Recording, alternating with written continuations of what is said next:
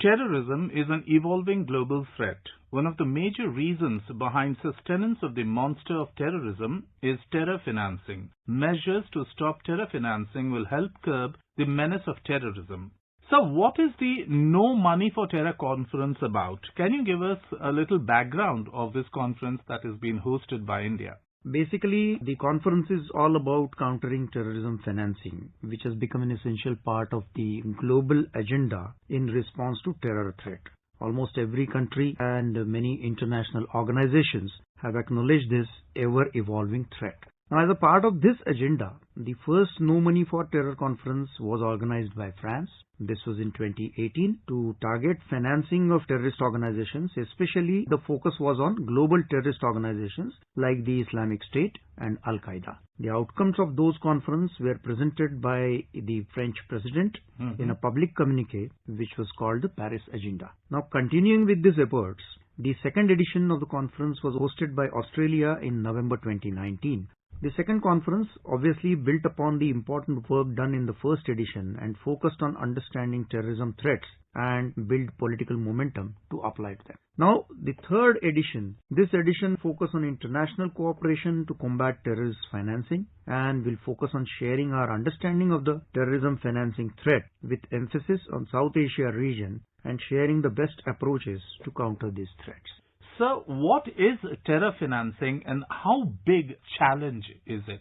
Basically, terrorists, as we all are aware, they need money for everything that they do. Terrorists basically need money and other assets for purchasing weapons, recruiting cadres, training them, equipping them, their travel, their accommodation, etc. and also to plan and execute their attacks. So this is why terror financing is important, and this is how we have to analyze various aspects of terror financing. This involves the solicitation, collection or provision of funds with the intention that they may be used to support terrorist acts or terrorist organizations. We can categorize very broadly into two categories: the external source of terror financing and the internal sources of terror financing. Internal will be very obviously known to you. That is basically the funds generated within the country. But the external sources are a very complicated thing to look at and control also. This will include funding from the abroad, funding by foreign-based non-governmental organizations or charities whose funds will be diverted, the funding generated through drug trafficking,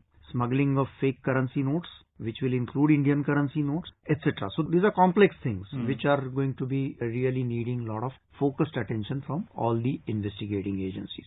Not only the sources of funds, but also the method of transferring funds is an important part of terror financing cycle. Funds can be moved through the legal channels like the banks and the trade entities, also through the unorganized channels, things like cash. Hawala is, our word given to the world. In Hawala, what actually happens is the money doesn't get transferred. It is only the word which gets transferred. But this is all illegal, and this is all illegal. Absolutely no government gives any sanction to this kind of illegal activities. But I'm sure that you will be going to be discussing these kind of issues threadbare, because these things are used in a huge way by terrorist organizations. Very correctly stated by you. Basically, the conference is, going to discuss a number of things. It is a very structured conference. There are going to be 4 sessions in which these 4 sessions are going to be chaired by the ministers of the Government of India. Now, these sessions, they are going to discuss a number of things, including the things like use of formal and informal channels of funds for terrorism, number 1. Number 2, the global scenario of terror funding with special focus on South Asia. This is the session, incidentally, which is going to be chaired by the Honorable Home Minister.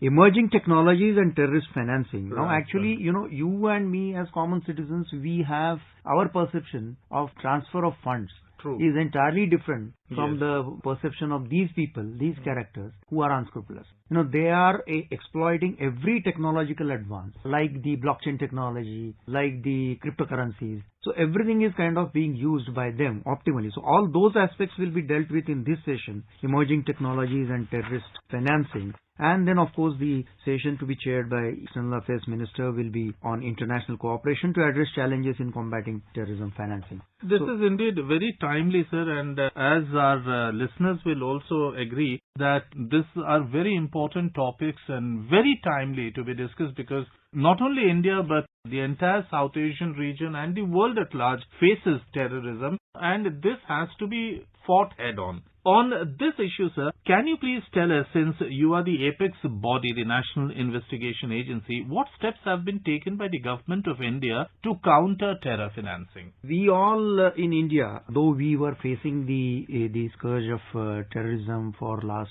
3 decades, in fact in Jammu Kashmir and Punjab we had it in the 80s, and thereafter we had the terrorism touching us in 93 Bombay terror serial blast, which was followed by Bombay terror attack of 26/11. And thereafter, the government kind of thought of establishing an agency at the level of Government of India, which was the genesis of the National Investigation Agency. So it came to be established today with the foresight and with the vision of Honorable Home Minister. We have more than 18 branches of NIA besides the head office, and it has been mentioned by him also very recently that we are going to touch each of the states in the country, and we are going to have a small branch there. Besides this, we also have got a division created in the NIA which is called the Terror Funding and Fake Currency TFFC division, which is dealing with terror funding in particular.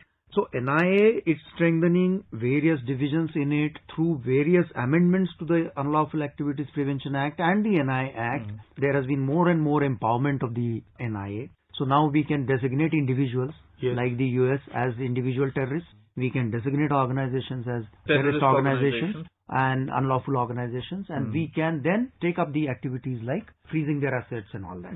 Basically, NIA since its existence has registered more than 150 cases related to terror financing, and more than 1,000 persons have been arrested in those cases, of which more than 200 have been convicted already.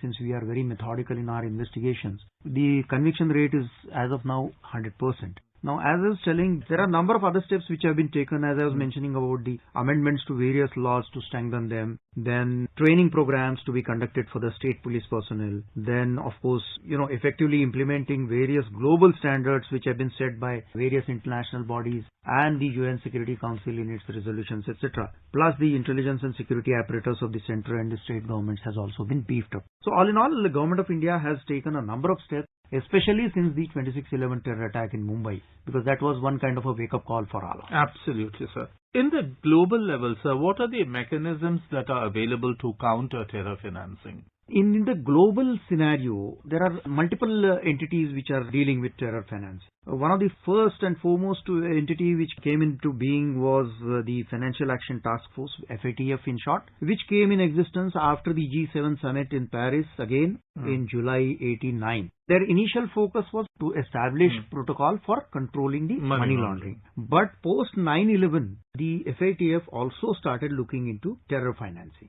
So they are also there. Then again they further modified it. So FATF has actually been the main global standard setting body for various mechanisms of money flow and how the money is kind of accounted for, especially in connection with terror financing. Besides this, you have also the other FATF styled regional bodies which have come up. FATF per se has membership of about 40 countries, so it's kind of an exclusive group. India became a member of FATF in 2010, and there is an exercise in which there is a mutual analysis of countries' financial health in that sense is done. And our analysis incidentally is due next year, in which other countries will come and analyze our mechanisms. So this is one major mechanism, FATF and FATF-style regional bodies. There are regional bodies whose membership goes to the tune of 200. In addition to above, we have the other bodies like the Interpol. Recently, we also had the Interpol conference in Delhi. Yes. The general body meeting, which was a major event. Then there is the International Monetary Fund. Then there is a body of the United Nations called United Nations Counterterrorism Committee Executive Directorate, UNCTED. And there is also United Nations Office of Counterterrorism, UNOCT. There are similar other several organizations. But why NMFT stands out? NMFT stands out because NMFT is looking exclusively at terror financing. And though it's of fresh origin in terms of existence, NMFT aims to focus on terror financing and evolve the standard operating procedures, the mechanisms, share the best practices among countries, also evolve mechanisms of informal sharing of intelligence so that, the problem can be nipped in bud if there is a fund flow. So all these things are kind of proposed to be handled in the NMFT. That's indeed wonderful, sir. We thank you so much for joining us in the studios today and talking to All India Radio News. Thank you, sir. Thanks a lot.